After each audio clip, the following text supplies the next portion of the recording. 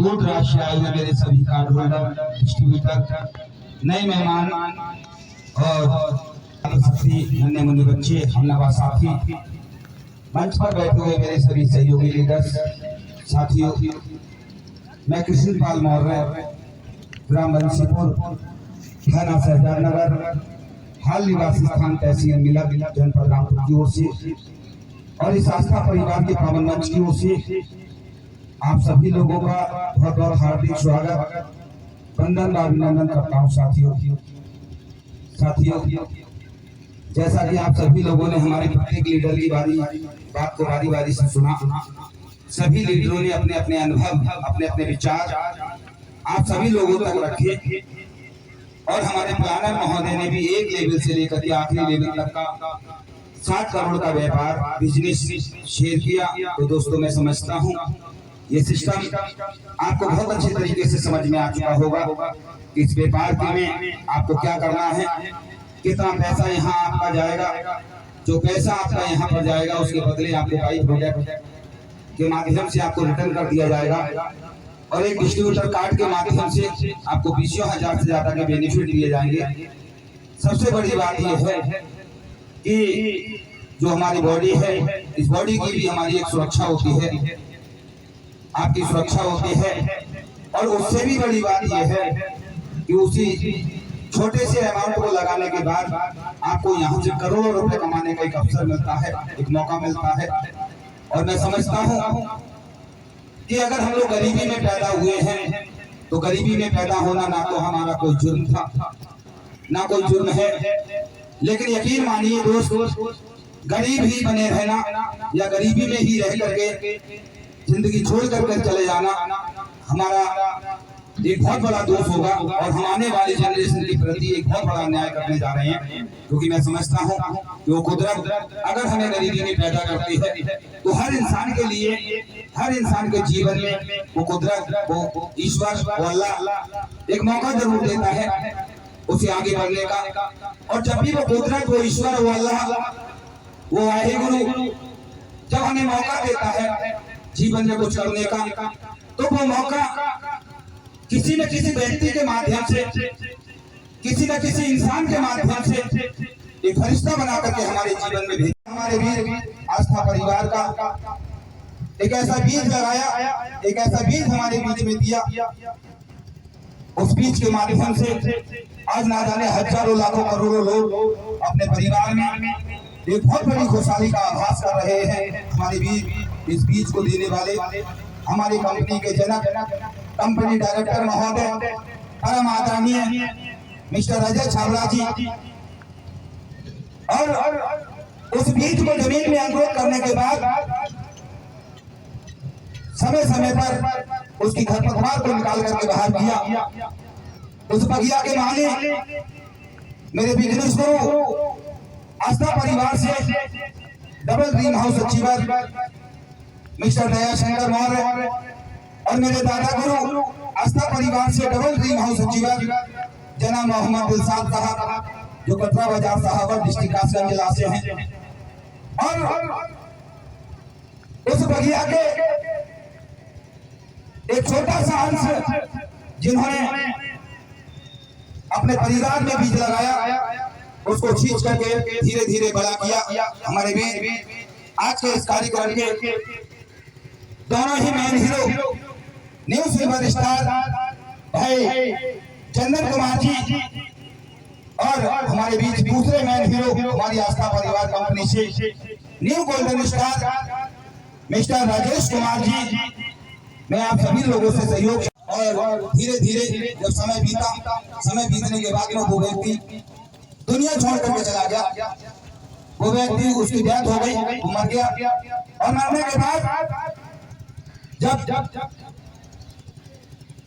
यमराज के पास में पहुंचा और पहुंचने के बाद कहां पर उससे पूछा गया, उससे कहा गया भाई तुमने अपने जीवन में मृत्यु लोक में बहुत अच्छे अच्छे काम किए हैं और ऐसे कारनामे रहे हैं आपके, आपको एक अवसर दिया जाता है, एक मौका दिया जाता है कि ये बताओ आप स्वर्ग में जाना पसंद करोगे कि नरक में जाना पसंद करोगे। आपके ऐसे काम रहे हैं अपने जीवन में, आपको ये अवसर दिया जाता है, मौका दिया जाता है आप ये बताइए कि आप स्वर्ग में जाना पसंद करोगे कि नरक में जाना पसंद करोगे? अब उस व्यक्ति को क्या कहना चाहिए? क्या कहना चाहिए? स्वर्ग आपके हिसाब से। लेकिन उस व्यक्ति ने कहा, उस व्यक्ति का जवाब सुनिए। उस व्यक्ति ने कहा, यमराज जी, क्या मैं दोनों जगहों में से किसी एक जगह को चुनने से पहले क्या मैं दोनों जगहों को देख सकता हूँ? दोनों जगहों का जो अवसर आपने मुझे दिया है, क्या किसी एक को भी चुनने से पहले क्या मैं दोनों जगहों को देख सकता हूँ? यमराज ने कहा, ठीक है, आपको अवसर दिया जाता है दोनों जगहों का मुआयना करने के लिए। यमराज ने आदेश दिया, स्वर्ग और नरक के दोनों जगहों को दिखाने के लिए वो व्यक्ति उनके दूत के साथ में गया। जाने के बाद में उसने सबसे पहले देखा कि मैं पहले नरक का हाल देखना चाहता हूं कि नरक की क्या स्थिति है। अब वो नरक वाले हाल की तरफ जैसे ही चला तो वहां देखा कि जैसे ही नरक का गेट खुला, खुलने के बाद में उन्होंने देखा कि उसमें नरक वाले हाल में बहुत बढ़िया सा खूबसूरत सा मधुर मधुर संगीत बज रहा था। मधुर मधुर संगीत बज रहा था। और जिस तरीके से ये टेबल लगा हुआ है, इसी तरीके का एक वहां पर बीच में बढ़िया सा टेबल लगा हुआ था। और उस टेबल पर 56 प्रकार के व्यंजन लगे हुए थे, भोजन के थाल लगे हुए थे। और उस टेबल के दोनों तरफ, इधर भी और उधर भी, दोनों तरफ से लोग बैठे हुए थे। उन सभी लोगों के चेहरे पीले पड़ रहे थे, झांझा थी, वो लोग परेशान थे, हताश थे। उसने ये हाल देखा, उसने ये देखा कि वहां जो 56 प्रकार के व्यंजन लगे हुए थे, वो सब लोग उन 56 प्रकार के व्यंजनों को खाने का प्रयास तो कर रहे थे, लेकिन खा नहीं पा रहे थे।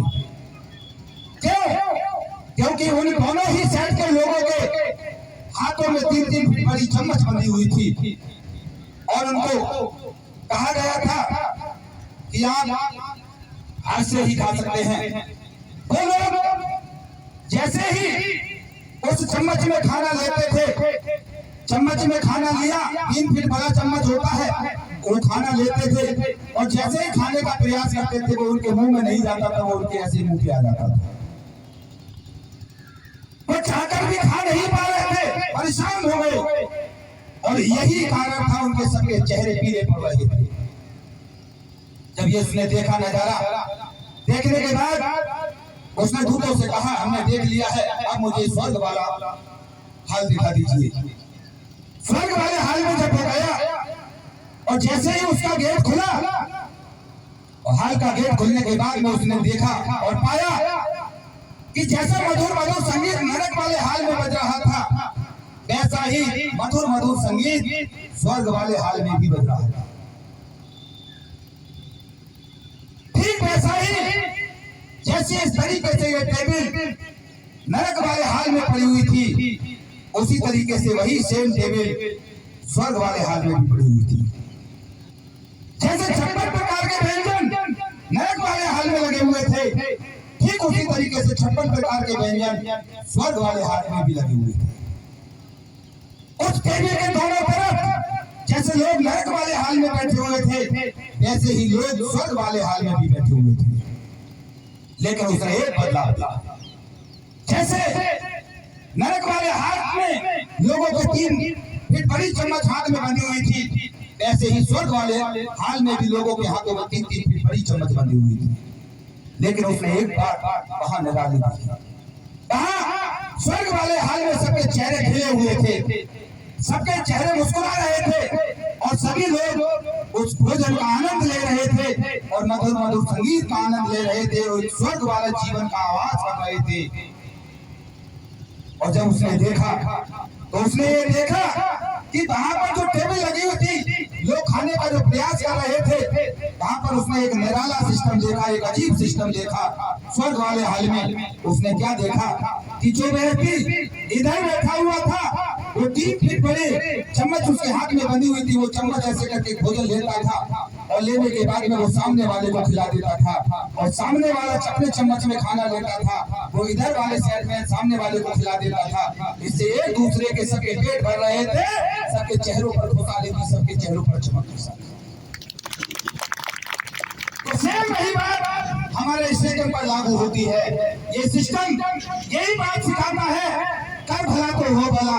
यहाँ पर पूरे एक दूसरे का पूरा सहयोग मिलता है, यहाँ जूनियर का पूरा सहयोग मिलता है, यहाँ सीनियर का पूरा सहयोग मिलता है। नहीं तो मैं आपको बड़े दावे के साथ में कह सकता हूँ, भारत के अंदर कोई भी ऐसा व्यापार नहीं, कोई भी ऐसा काम नहीं कि जो लोग अपने काम का मशवरा किसी दूसरे को देते हो। अगर आप किसी चौराहे पे सलिया सीमेंट की दुकान चलाते हैं और आपसे कह दिया जाए कि बड़े भाई हम आपके बराबर में सलिया सीमेंट की दुकान खोलना चाहते हैं, क्या कोई व्यक्ति मशवरा देगा? नहीं देगा। नहीं कह रहे यार कहाँ चक्कर में पड़े हो, इसमें तो बहुत उधारदारी हो जाती है। आपके बराबर में हम कोई टेंट की दुकान खोलना चाहते हैं, क्या कोई मशवरा देगा? हम आपके बराबर में दवा की दुकान खोलना चाहते हैं, कोई मशवरा देगा? कोई मशवरा नहीं देगा। अपने काम का कोई भी व्यक्ति मशवरा नहीं देता है। लेकिन हमारे आस्था परिवार में हमने देखा कि यहाँ पर एक लेवल से लेकर के और आखिरी स्टेज पर यही सिखाया जाता है, नीचे से लेकर के ऊपर तक यही सिखाया जाता है, एक दूसरे की मदद करो और एक दूसरे की मदद करते हुए ऐसा क्यों आगे बढ़ो। और यही होता है कि प्रत्येक व्यक्ति, अगर आप चाहे, हर व्यक्ति आस्था परिवार का ड्रीम हाउस अचीवर बन सकता है, किसी के लिए कोई पाबंदी नहीं सकती। तो एक बहुत बड़ा अवसर आपके बीच में आया हुआ है, बस आप इसकी अच्छी सोच के साथ में शुरुआत कर दें। टाइम काफी हो चला है और मैं एक बात चलते चलते और कहूंगा, हर व्यक्ति अच्छी जिंदगी जीना चाहता है और इसीलिए मैंने लिखा